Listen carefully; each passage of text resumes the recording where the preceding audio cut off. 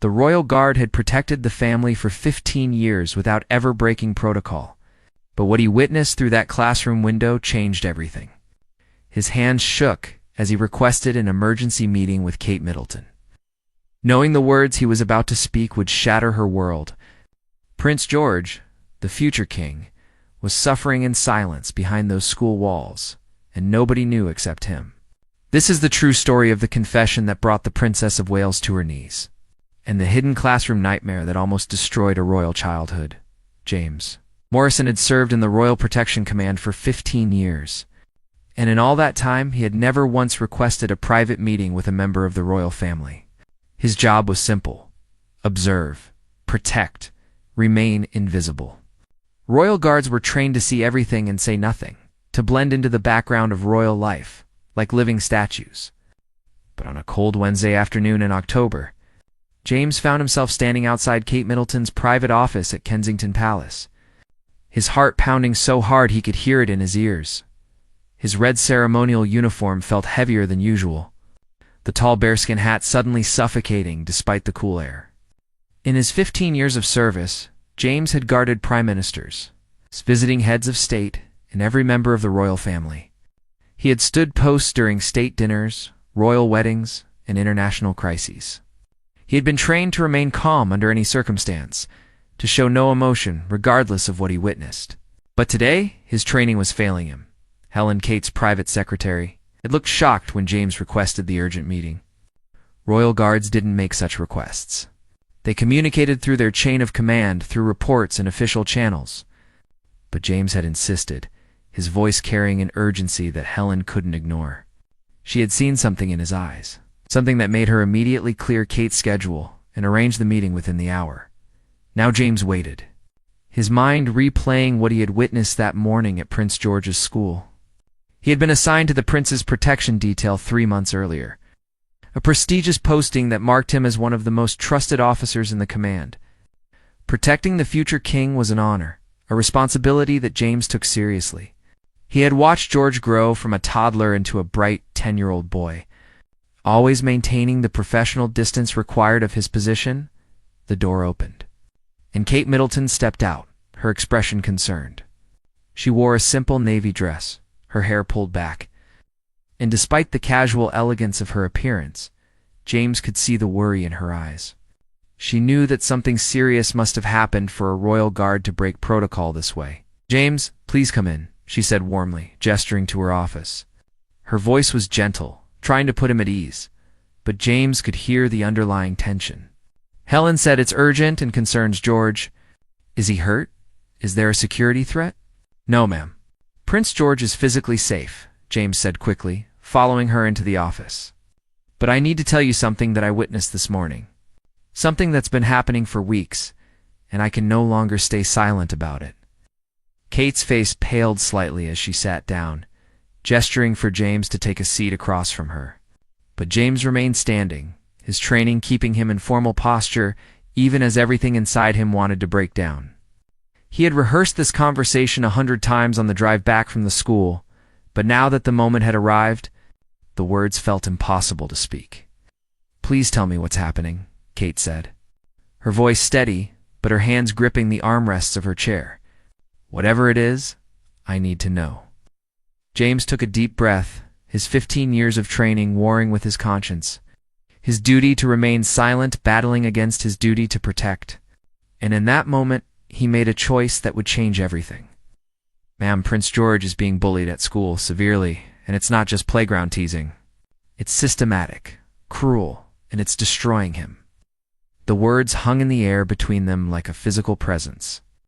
Kate's expression didn't change immediately, as if her mind needed time to process what she had just heard. Then slowly her face crumpled, her composed royal mask slipping to reveal raw maternal fear.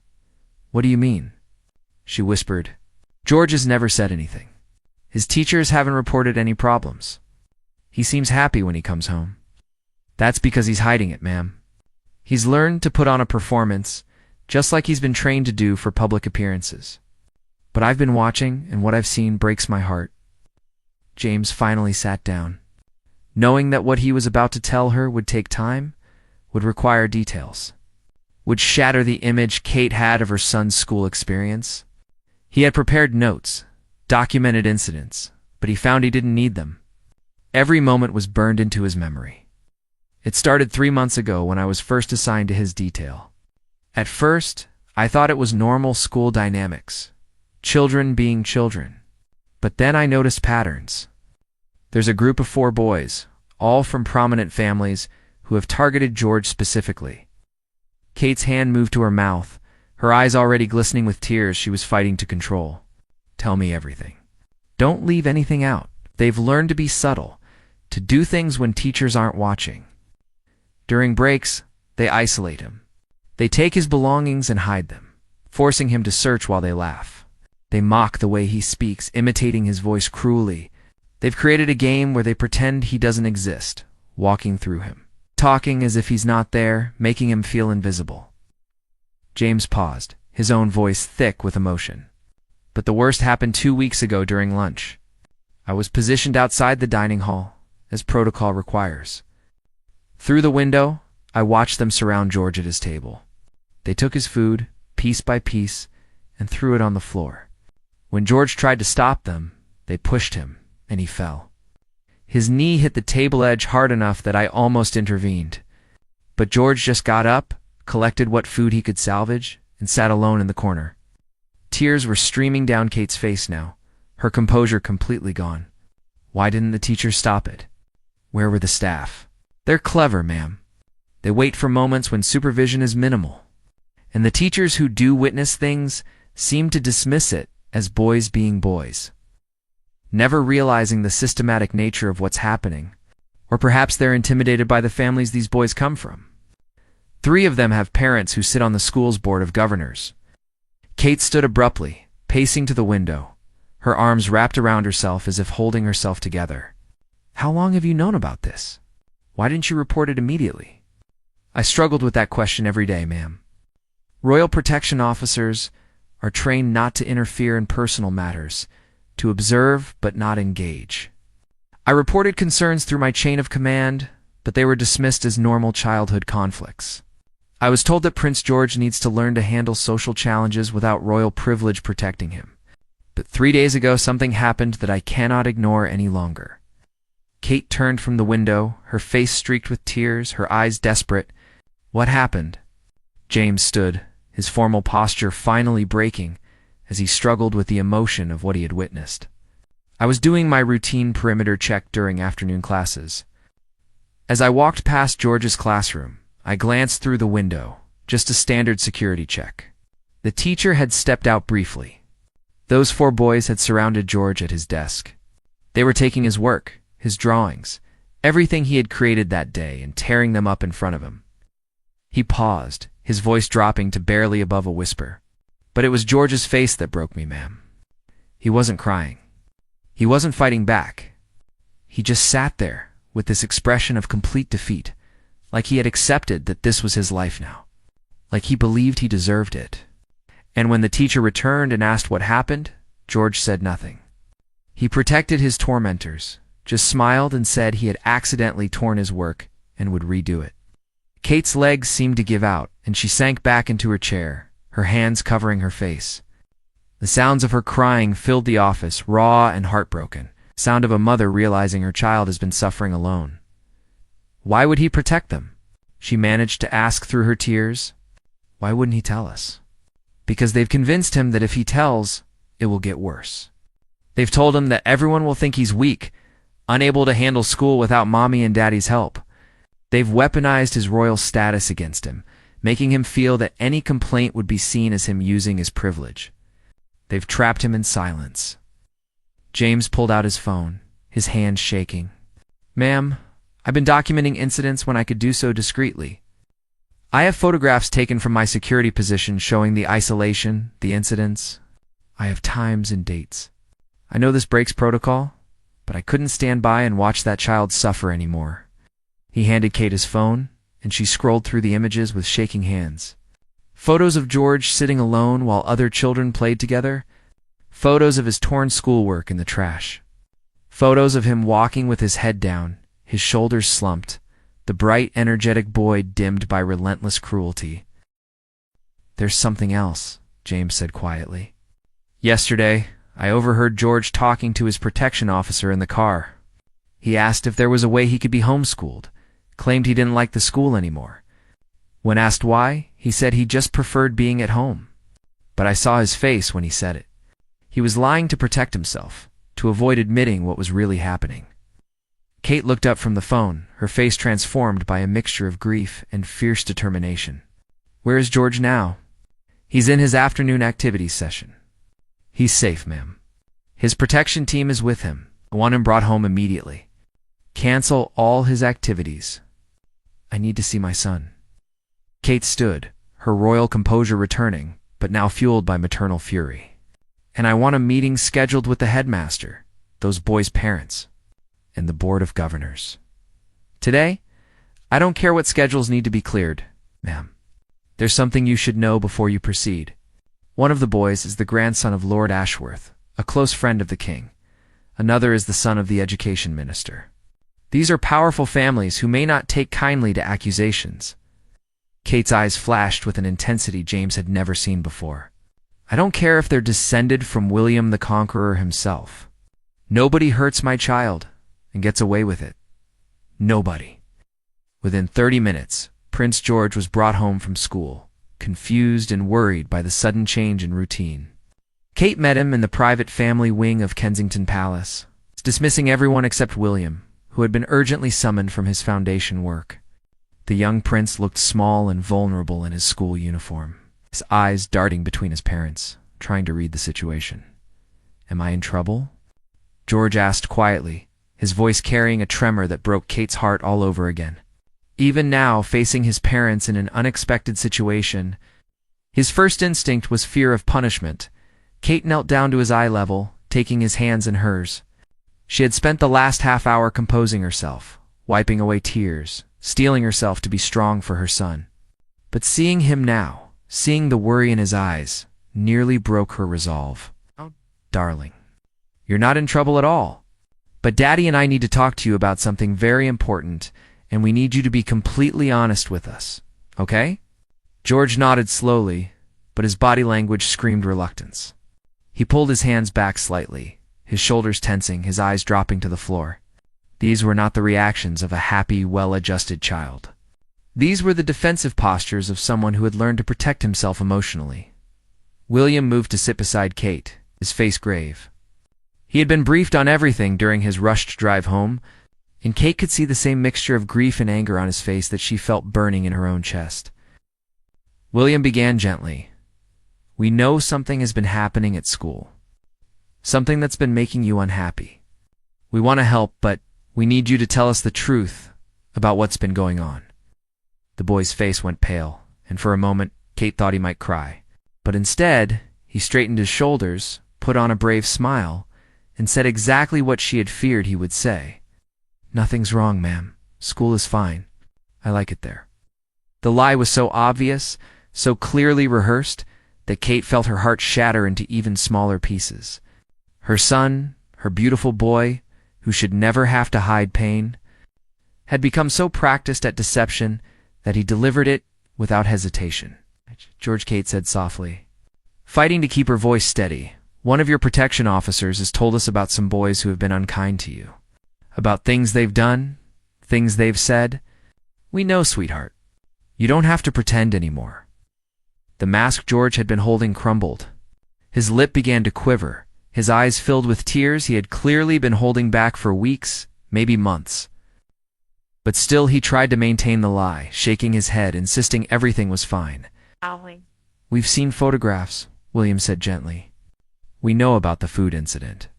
We know about your torn schoolwork. We know you've been sitting alone. Please, son, talk to us." The dam finally broke. George's face crumpled, and he began to cry with the kind of deep, wrenching sobs that spoke of long-suppressed pain finally being released. Kate pulled him into her arms, and William wrapped around both of them, creating a protective circle around their suffering child. "I didn't want you to know," George choked out between sobs. "I didn't want you to think I was weak. I didn't want you to be disappointed in me." "Oh, my darling boy," Kate whispered, tears streaming down her own face. You could never disappoint us. Never. Being hurt doesn't make you weak. Keeping it secret, trying to handle it alone, that's been hurting you even more." For the next hour, the story poured out of George in broken fragments. How it had started with small things, teasing about his name, jokes about his royal status. How it had escalated when he didn't react, the bullies growing bolder, crueler. How they had turned other children against him, spreading rumors that he thought he was better than everyone else, that he was a snitch who would tell teachers everything. He described the fear he felt every morning going to school, the sick feeling in his stomach during lunch knowing they would find him. He talked about the nickname they had given him, Prince Useless, and how they would bow mockingly when teachers weren't looking. He explained how they had stolen his favorite pen, a gift from his great-grandmother, and thrown it in the toilet, laughing as he tried to retrieve it. But the worst part, the part that made both Kate and William struggle to maintain their composure, was when George described why he hadn't told them. They said if I told, everyone would know I couldn't handle real school, that I needed to go back to being homeschooled like a baby. They said people would write articles about how the future king was too weak to deal with normal children. They said it would embarrass you, embarrass the whole family. Kate pulled back to look at her son's tear-stained face. "George, listen to me very carefully. You have done nothing wrong. Nothing. These boys have been cruel. Cruelty is never acceptable, no matter who you are or where you come from. You being royal doesn't mean you have to accept being treated badly. It means exactly the opposite." "But I'm supposed to be strong," George protested. "I'm supposed to be brave like Great's grandfather was in the war, like Grandpa is now. Kings don't cry about being teased." William took his son's face in his hands, his own eyes wet with tears. "George, I want to tell you something that I've never told anyone outside the family. When I was at school, I was bullied too. Because of who I was, because I had lost my mother, because I was different. And I tried to hide it, tried to be strong, tried to handle it alone. It was one of the hardest times of my life." George's eyes widened with shock. "You were bullied? But you're the Prince of Wales. You're going to be king. So are you one day. But before we're princes or kings, we're human beings, George. We feel pain just like everyone else. Being royal doesn't make us immune to hurt. If anything, it can make us targets for people who want to feel powerful by bringing us down." Kate stood up, her decision made, her maternal instincts overriding every other consideration. "George, you're not going back to that school. Not tomorrow, not ever. We're going to find you a new school, a place where you'll be safe and valued and happy. But what about the other children?" George asked, his voice small. "Won't people ask why I left? Won't they know it's because of what happened?" "Let them ask," Kate said fiercely. "We will handle the situation appropriately, and we will make sure those boys understand that their behavior has consequences. But your safety and happiness are more important than any public perception, any social expectation, or any political consideration." There was a knock at the door, and Helen entered quietly. "Ma'am, the headmaster has arrived, along with the parents of the 4 boys in question. They're waiting in the formal reception room." Kate kissed George's forehead. "Daddy is going to stay here with you. I need to go have a conversation with some people. But I want you to know something, my darling. No matter what happens, no matter what anyone says, you are loved, you are valued, and you are strong. Not because you suffered in silence, but because you survived. And because you're finally brave enough to tell the truth." As Kate walked toward the reception room, her private secretary beside her, she felt a transformation occurring within herself. She had spent years learning to be the perfect royal, always composed, always diplomatic, always putting duty above personal feelings. But this was different. This was her child, her firstborn, the boy who had made her a mother, and someone had hurt him systematically, cruelly, while she had been oblivious. "Ma'am," Helen said quietly as they approached the room, "I should warn you. Lord Ashworth is quite angry about being summoned. He's made it clear he considers this an overreaction and an insult to his grandson. He's about to discover just how much of a reaction he's going to get." Kate replied, her voice cold and hard in a way Helen had never heard before.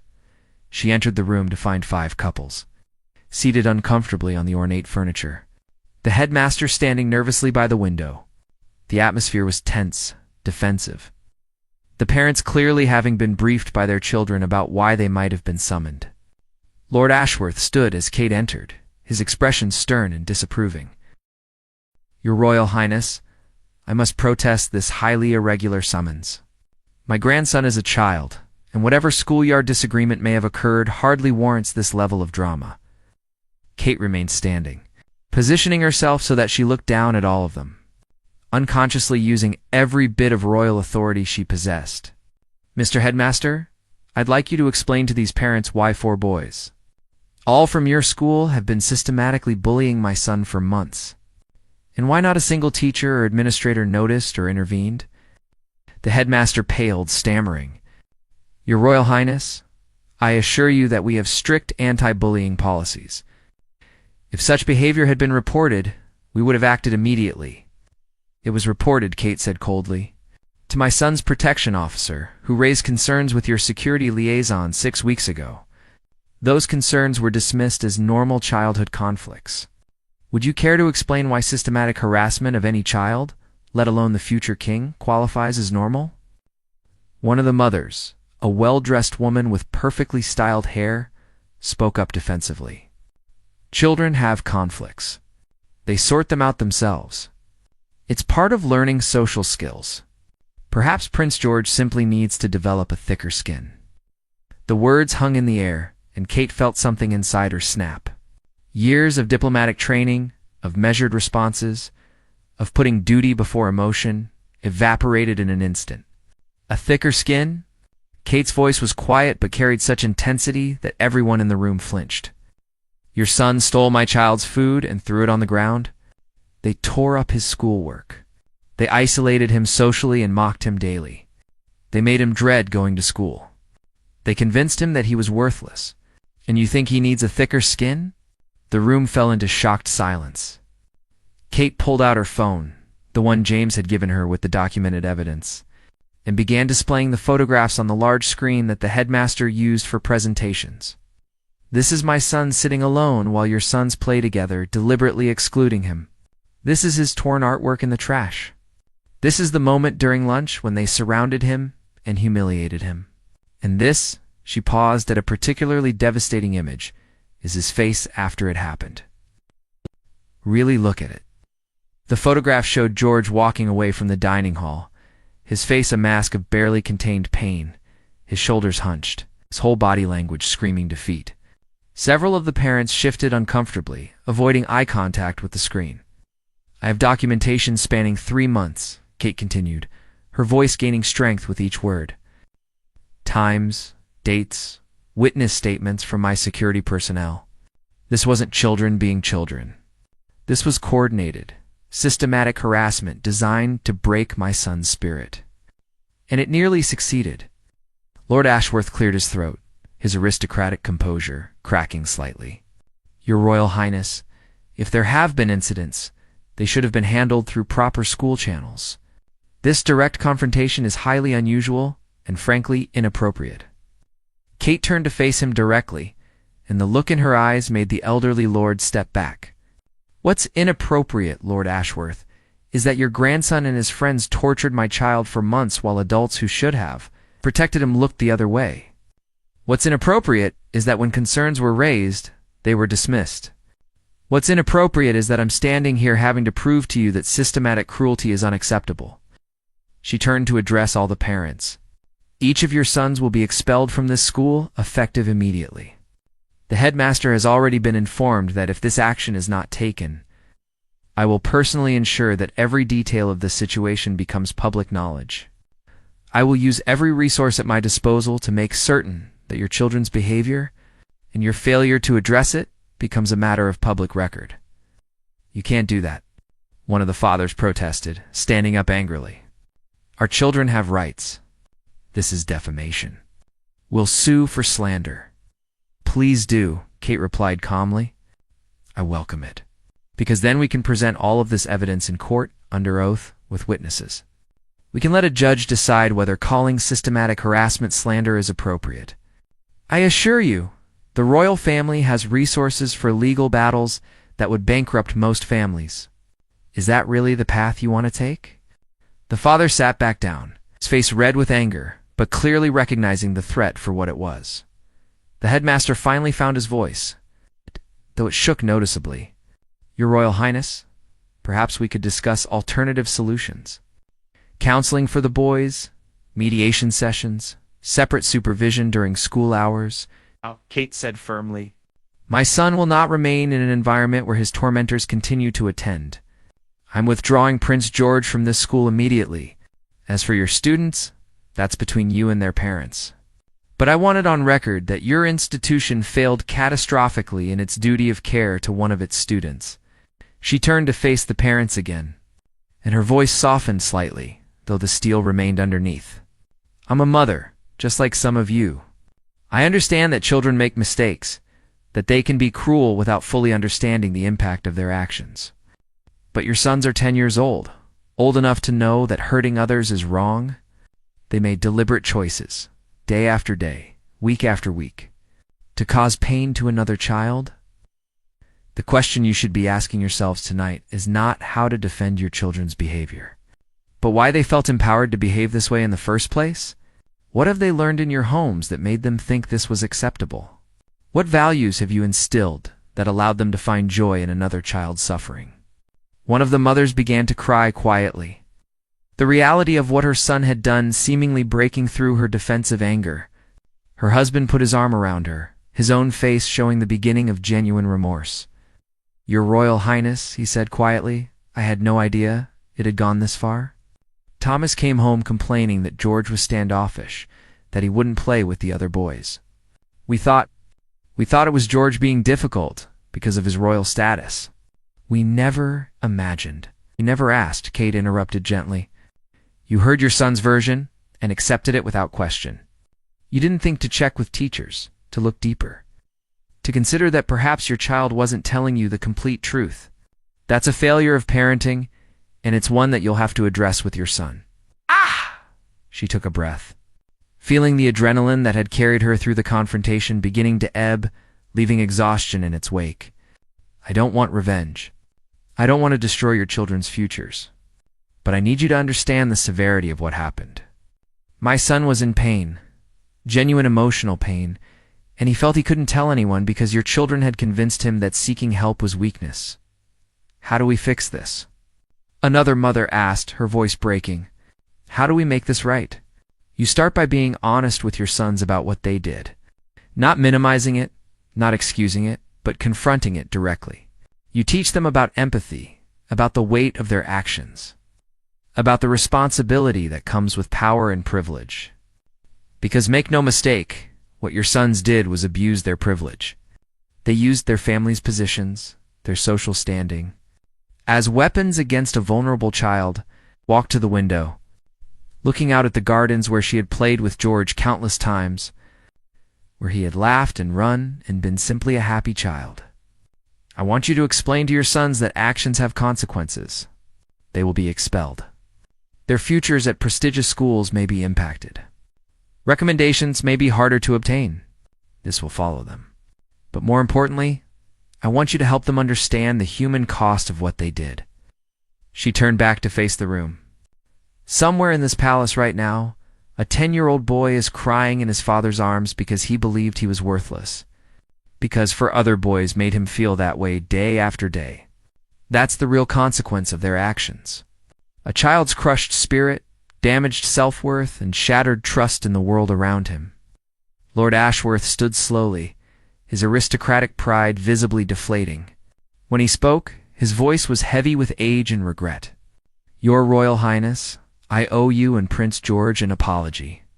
I came here prepared to defend my grandson, to argue that boys will be boys and that royal sensitivities were overblown. I was wrong, profoundly wrong. He paused, seeming to struggle with his next words. My grandson has been raised with privilege, perhaps too much of it.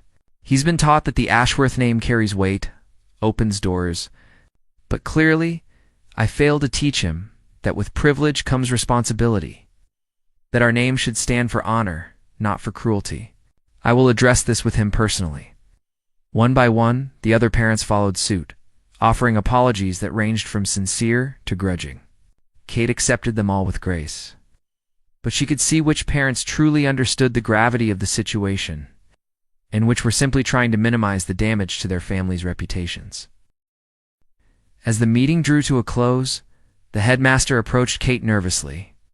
"Your Royal Highness, I need to take full responsibility for the failures of my institution. Our anti-bullying policies clearly weren't sufficient. Our staff training was inadequate. I will personally oversee a complete review of our procedures and ensure this never happens to another child." "See that you do," Kate replied.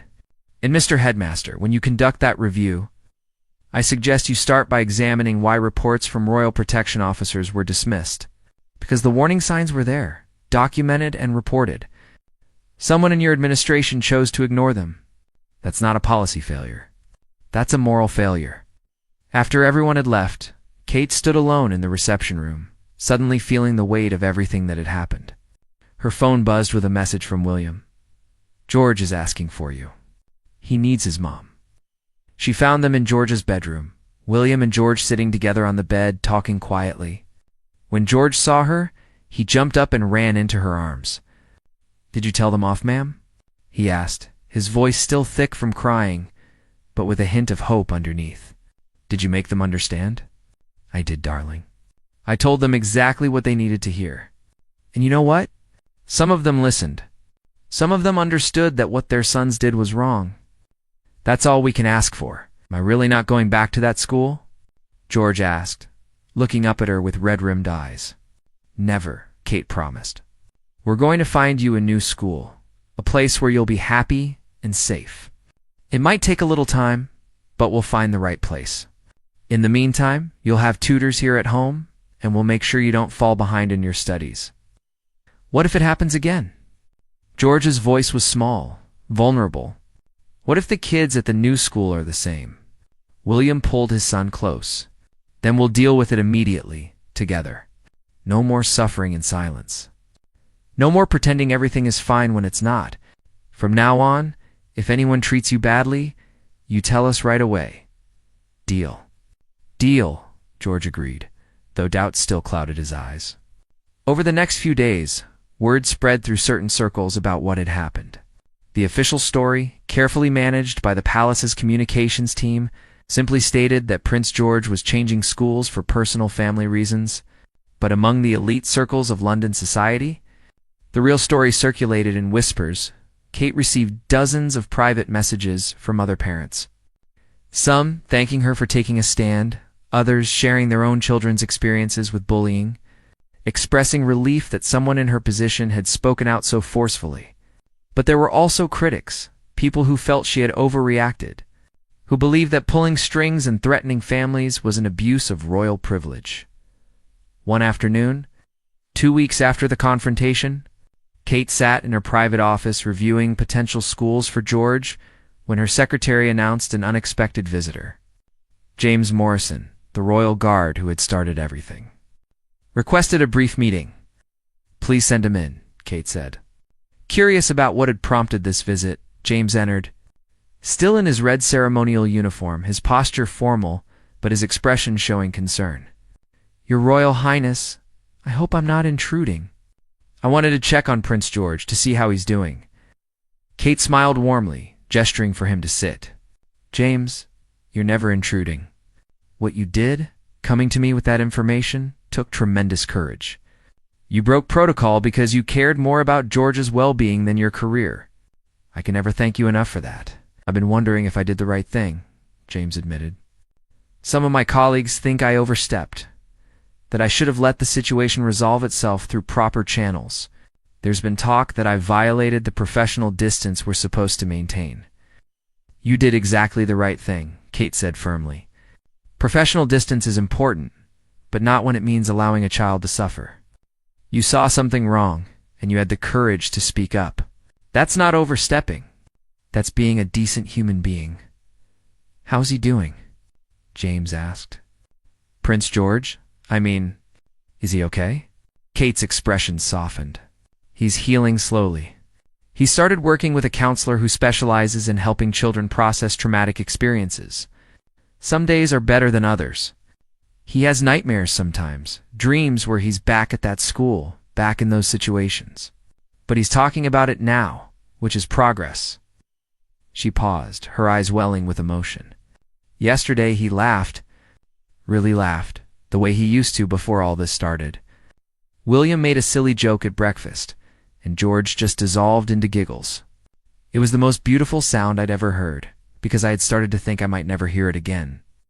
"That's wonderful, ma'am," James said, his own relief evident. "I worried that my interference might have made things worse, that bringing it all into the open might have traumatized him further." "The trauma was already there, James. You just helped to see it. If you hadn't spoken up, how much longer would George have suffered? How much deeper would the damage have gone? You potentially saved my son from years of emotional pain. That's not something I'll ever forget." James nodded, seeming to accept her words, but Kate could see he still carried guilt. She understood.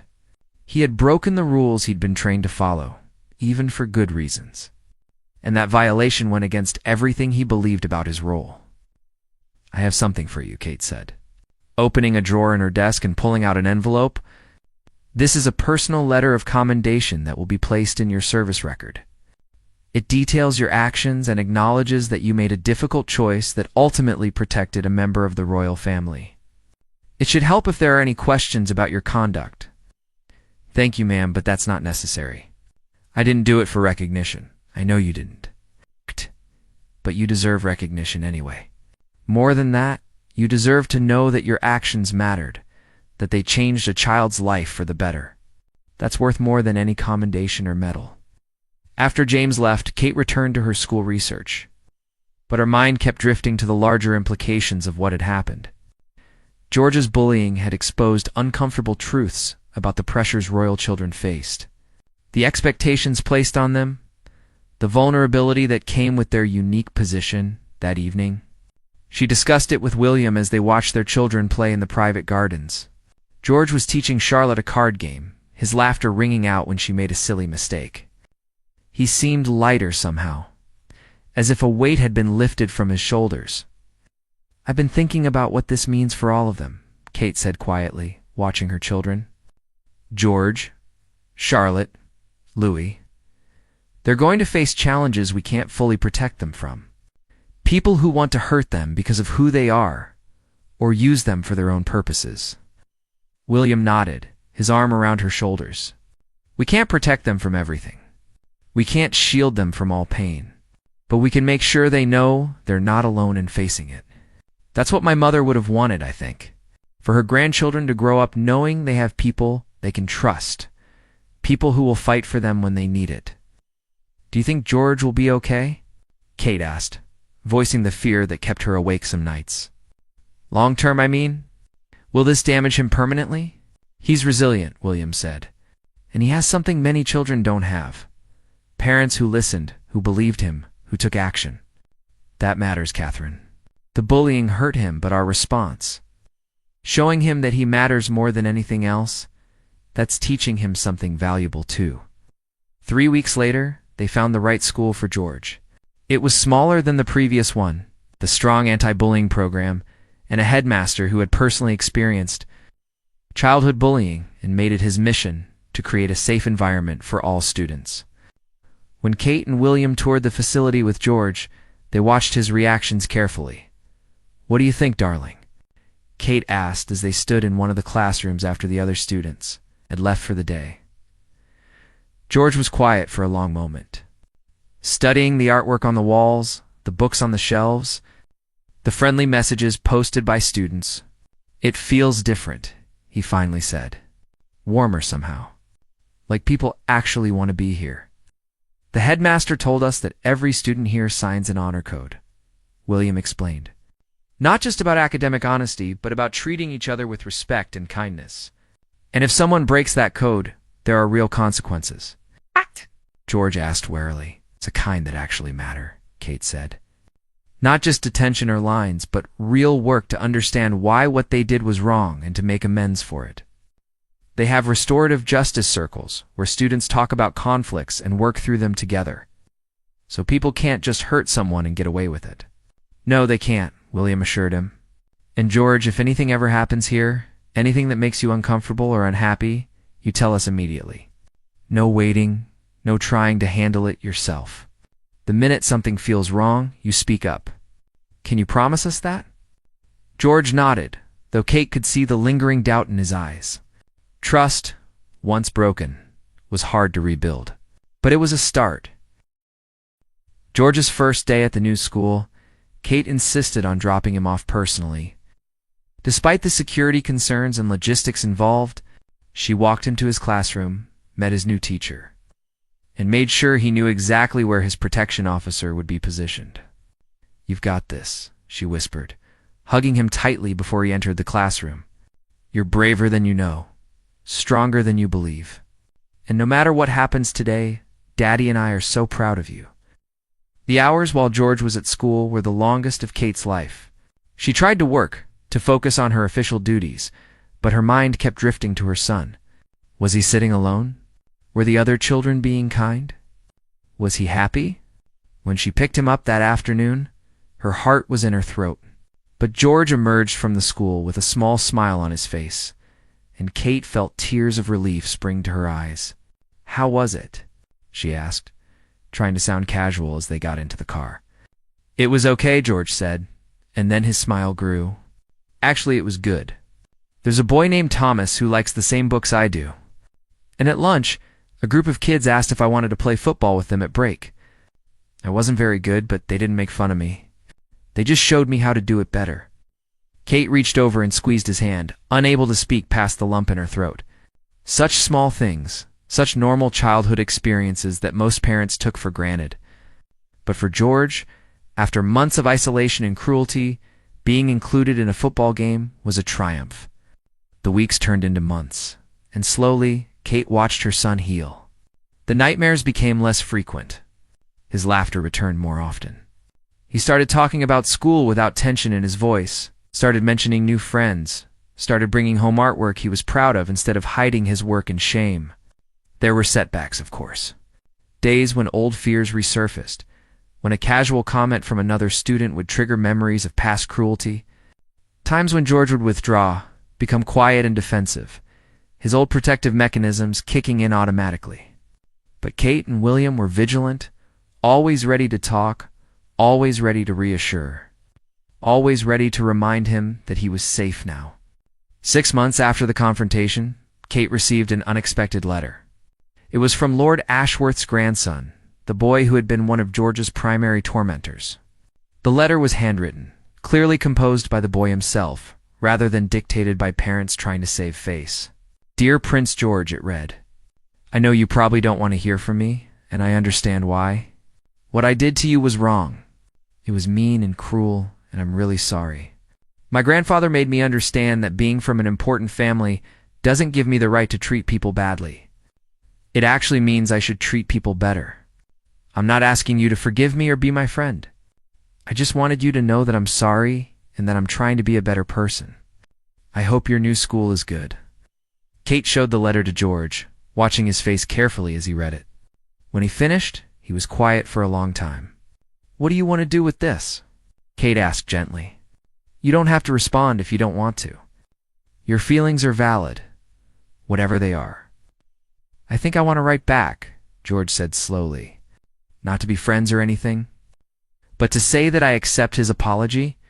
My counselor says that forgiveness is more for me than for him, that holding on to anger just hurts me more."